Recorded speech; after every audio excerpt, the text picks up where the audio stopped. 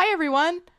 I'm excited to tell you about the Lightroom Virtual Summit that will run online next month, May 3rd through May 7th. It'll be free at the time of the broadcast. I'm Teresa Jackson, and I'm one of the 20 expert Lightroom instructors. Each of us are preparing 2 sessions for a total of 40 of them, all free to you during the week of May 3rd through May 7th. I'll be teaching Lightroom Classic for the total beginner and a little more intermediate class, Lightroom Photographic Storytelling.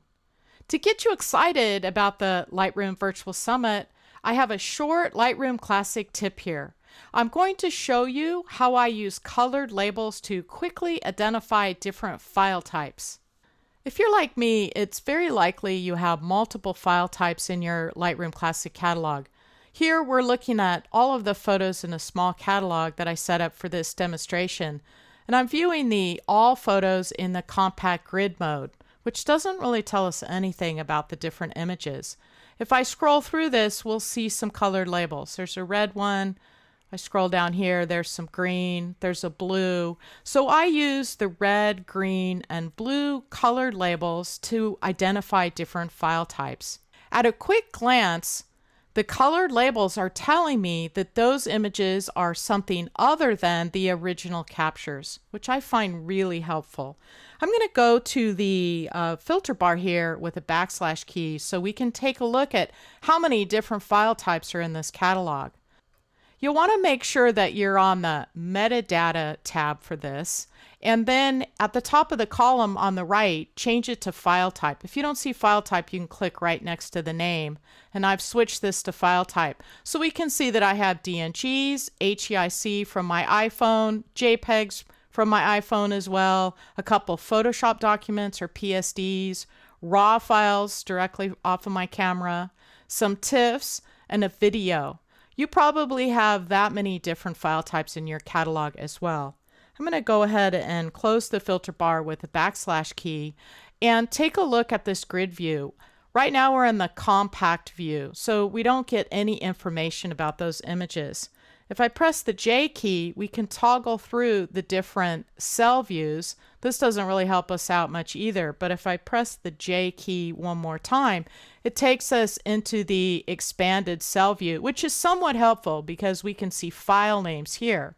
In this extended cell view, I can see the names of the images, but they're small and they're not that easy to read. Also, the name doesn't tell me everything I need to know.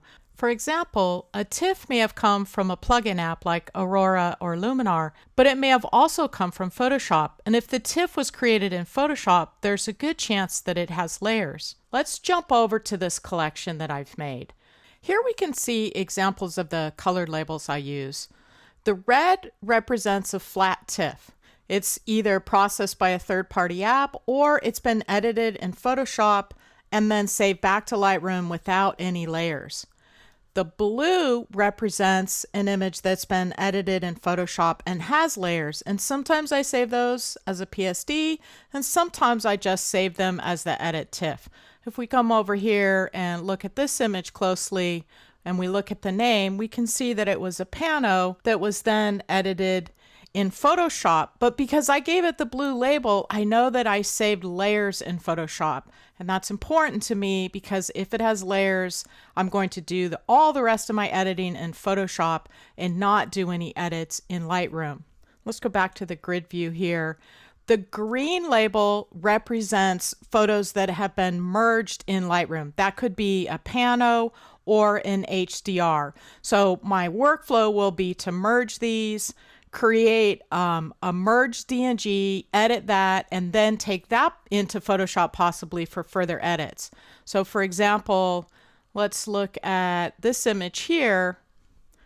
The one next to it, this one, was merged in Lightroom, and then I took it into Photoshop and did further edit. So even though this image was saved as a TIFF file, I know that I saved it with layers because I gave it the blue color label.